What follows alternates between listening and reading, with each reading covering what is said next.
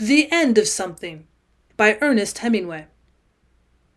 In the old days, Horton's Bay was a lumbering town.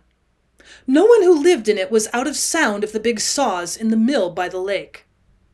Then, one year, there were no more logs to make lumber. The lumber schooners came into the bay and were loaded with the cut of the mill that stood stacked in the yard. All the piles of lumber were carried away. The big mill building had all its machinery that was removable taken out and hoisted on board one of the schooners by the men who had worked in the mill. The schooner moved out of the bay toward the open lake, carrying the two great saws, the traveling carriage that hurled the logs against the revolving circular saws, and all the rollers, wheels, belts, and iron piled on a hull keep-load of lumber. Its open hold covered with canvas and lashed tight, the sails of the schooner filled, and it moved out into the open lake, carrying with it everything that had made the mill a mill, and Horton's Bay a town.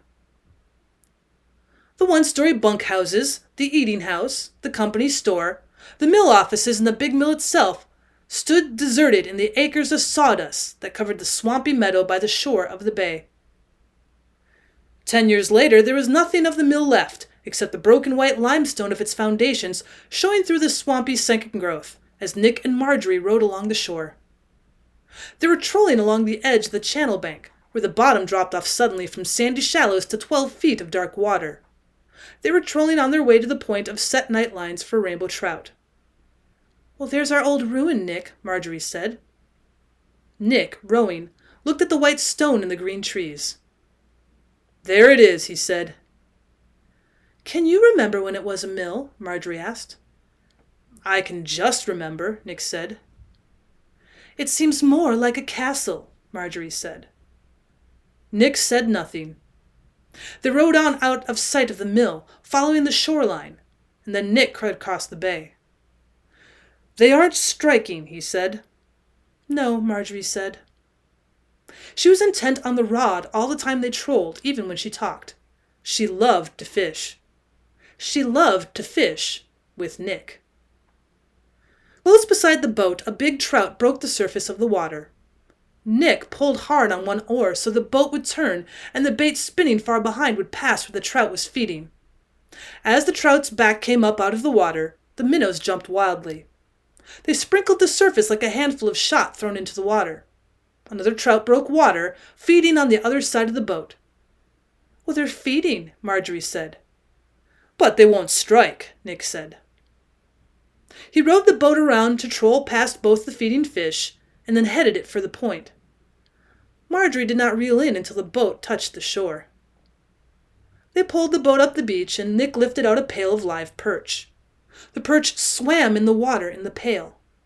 Nick caught 3 of them with his hands and cut their heads off and skinned them, while Marjorie chased with her hands in the bucket, finally caught a perch, cut its head off, and skinned it.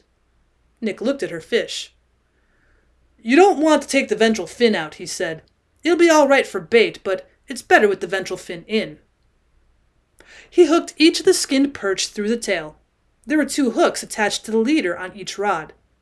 And then Marjorie rowed the boat out over the channel bank, holding the line in her teeth, and looking towards Nick, who stood on the shore, holding the rod and letting the line run out from the reel. "That's about right," he called. "Should I let it drop?" Marjorie called back, holding the line in her hand. "Sure, let it go." Marjorie dropped the line overboard and watched the baits go down through the water. She came in with the boat and ran the second line out the same way. Each time Nick set a heavy slab of driftwood across the butt of the rod to hold it solid, and propped it up at an angle with a small slab.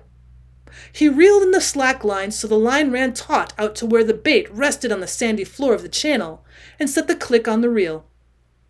When a trout feeding on the bottom took the bait, it would run with it, taking line out of the reel in a rush, and making the reel sing with the click on. Marjorie rowed up the point a little way so she would not disturb the line. She pulled hard on the oars, and the boat went way up the beach. Little waves came in with it. Marjorie stepped out of the boat, and Nick pulled the boat high up on the beach. "What's the matter, Nick?" Marjorie asked. "I don't know," Nick said, getting wood for a fire. They made a fire with driftwood. Marjorie went to the boat and brought a blanket. The evening breeze blew the smoke toward the point, so Marjorie spread the blanket out between the fire and the lake. Marjorie sat on the blanket with her back to the fire and waited for Nick. He came over and sat down beside her on the blanket. In back of them was the close second-growth timber of the point, and in front was the bay with the mouth of Horton's Creek. It was not quite dark. The firelight went as far as the water. They could both see the two steel rods at an angle over the dark water. The fire glinted on the reels. Marjorie unpacked the basket of supper. "I don't feel like eating," said Nick.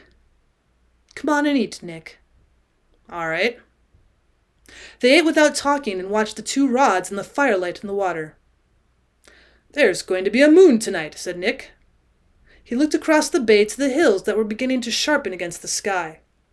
Beyond the hills, he knew that the moon was coming up. "Oh, I know it," Marjorie said happily. "Yeah, you know everything," Nick said. "Oh, Nick, please cut it out. Please. Please don't be that way." "I can't help it," Nick said. "You do. You know everything. That's the trouble. You know you do." Marjorie did not say anything. "I've taught you everything. You know you do. What don't you know anyway?" "Oh, shut up," Marjorie said. "Look, there comes the moon."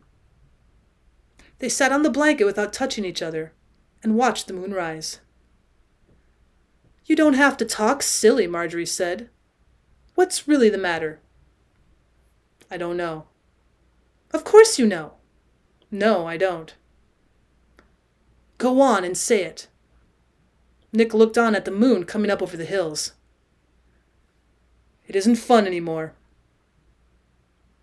He was afraid to look at Marjorie, and then he looked at her. She sat there with her back toward him, and he looked at her back. "It isn't fun anymore. Not any of it." She didn't say anything. He went on. "I feel as though everything was gone to hell inside of me. I don't know, Marge. I just don't know what to say." He looked on at her back. "Isn't love any fun?" Marjorie said. "No," Nick said. Marjorie stood up. Nick sat there, his head in his hands. "I'm going to take the boat," Marjorie called to him. "You can walk back around the point." "All right," Nick said. "I'll push the boat off for you." "You don't need to," she said. She was afloat in the boat on the water, with the moonlight on it. Nick went back and lay down with his face in the blanket by the fire. He could hear Marjorie rowing on the water. He lay there for a long time. He lay there while he heard Bill come into the clearing, walking around through the woods. He felt Bill coming up to the fire. Bill didn't touch him either. "Did she go all right?" Bill said. "Oh, yes," Nick said, lying his face on the blanket. "Have a scene?" "No, there wasn't any scene." "How do you feel?" "Go away, Bill. Go away for a while." Bill selected a sandwich from the lunch basket and walked over to have a look at the rods.